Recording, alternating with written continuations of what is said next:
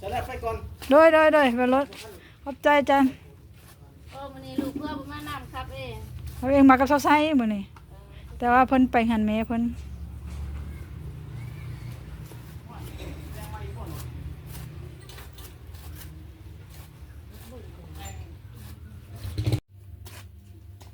ได้ทะเลขุดในหัวขวด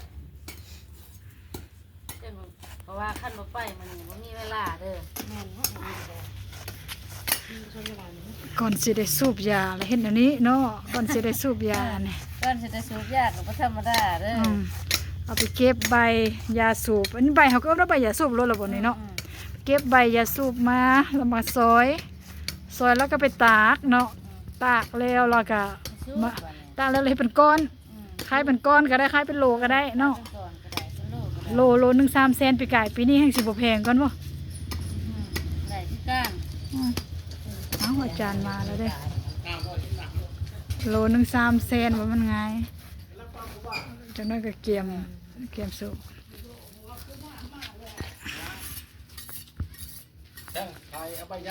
ได้ถ้ายาสูบขั้นตอนผลิตยาเส้นเด้อันนี้โรงงานผลิตยาเส้นได้เนี่ยผลิตยาเส้นยาสูบก่อนจะได้เป็นกอกมานี่มันง่ายเด้ก่อนเฮ็ดแล้วเรียบร้อยน้ำหั่น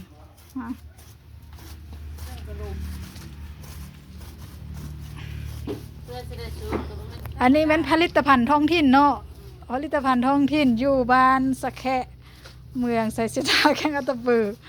อันนี้ขั้นตอนผลิตยาเส้นยาสูบก่อนสิได้สูบนี่แหละโอ้เขาไม่ตั้งใจปลูกอะลีอะโลนี่เขาโลนึง3 แสนนี่ปลูกกวางๆนี่เนาะขนาดเจ้าอย่างได้ฮอด5 ล้านปลายไปไกลเนาะสมควร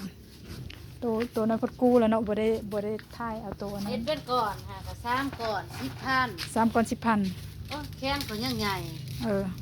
เป็นก่อนเคยเห็นสบายรีรอบ่แต่ผู้ซื้อบ่เฮ็ดแล้วว่าไผก็สูบหมดทีแต่ว่าคนปลูกน้อยอยู่อัตตปือเฮานี่ผู้หญิงผู้ชายเฮาก็สูบเบิดเนาะคนบ่สูบเขาน้อยคน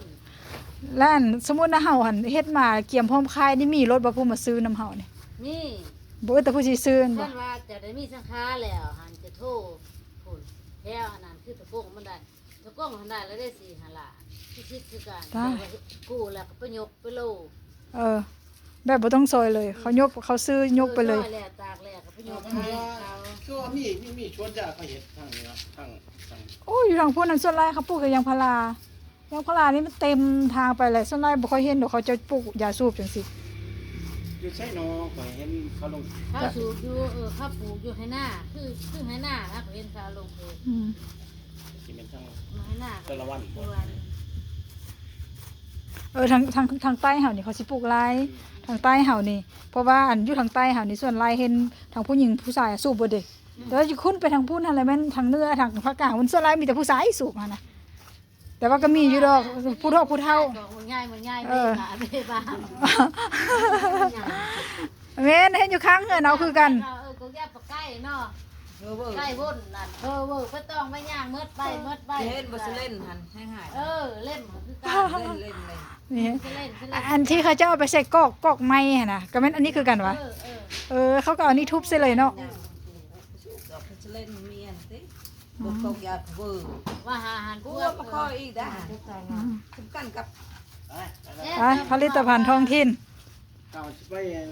ไป